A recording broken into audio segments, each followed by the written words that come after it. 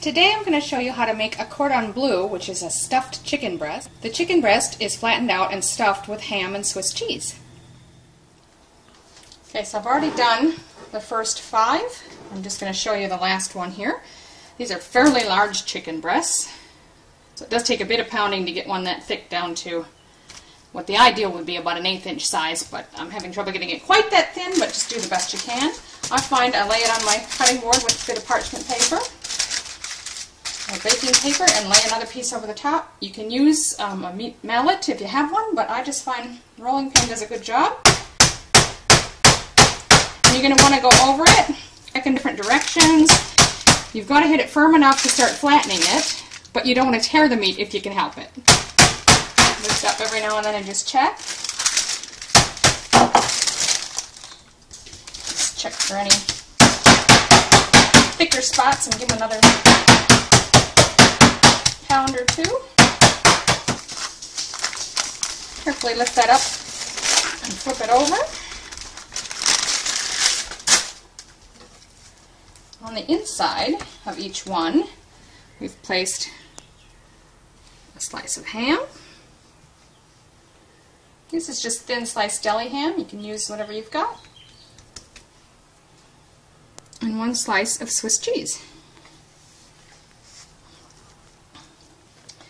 Now, you're going to try to roll the sides in a little bit if you can, to help keep that cheese inside as they cook. And then start on one end and just fold it over and roll it up. I just tend to turn it over and look for any obvious gaps. If any cheese is poking out or anything, try to stuff it back inside there. And you're just going to take toothpicks. I use 3. I'll pin 1 on this side and 1 on each end to help keep the filling inside as it cooks. So just do the best you can. Get it down through the next layer of chicken, and then carefully, don't poke yourself as you come back up, so it helps hold the bits together. We'll do 1 on each end, and then 1 along the long edge if you can. Now, this one's a little bit more mashed up, so it's not going to help as much. But just do the best you can. You can even try turning it over and working from this side. So that's all 6 of them, flattened and stuffed. So in the pan here, I've got heating up 1/4 cup of oil. We're going to use that just to brown the chicken before we put it in the slow cooker.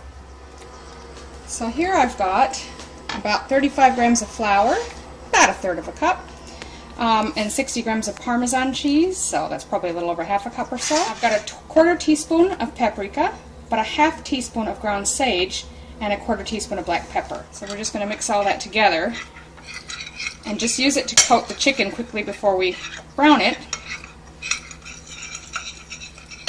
And then we'll just go straight into the crock pot with it.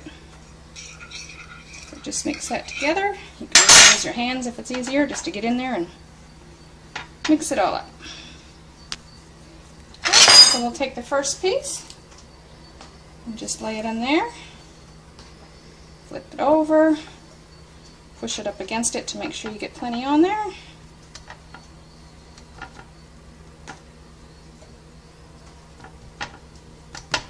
And then we're going to go straight into the frying pan. Okay, so you're probably only going to fit 2 or 3 in a pan at a time, just depending on the size of your chicken breast. Just set them aside as you brown them. Okay, so I'm going to flip them so we can brown the other side. And careful not to open them up. You don't want your cheese coming out. They opened one up on me. So I just need to lightly brown on both sides. Okay, I've turned them once or twice while they were browning. It only takes a couple of minutes. You just want them lightly browned. And then I'm going to lift it and put it straight into my crock pot. Okay, so all the browned chicken is in the crock pot now. So next we're going to take your final 2 ingredients, which is 1 can of cream of chicken soup, which I've already dumped into my container here. And I've got 120 mils, or roughly 1/2 cup, of chicken broth.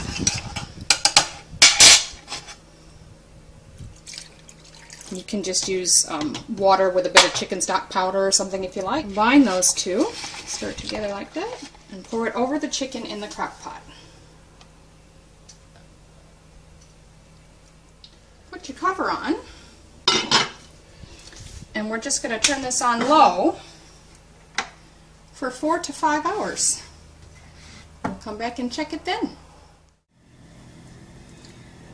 Alright, so it should be done now. Let's have a look here.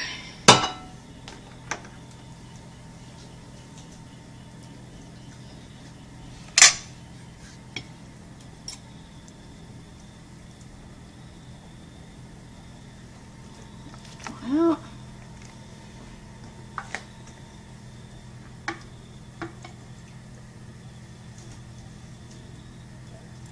A little of that sauce on.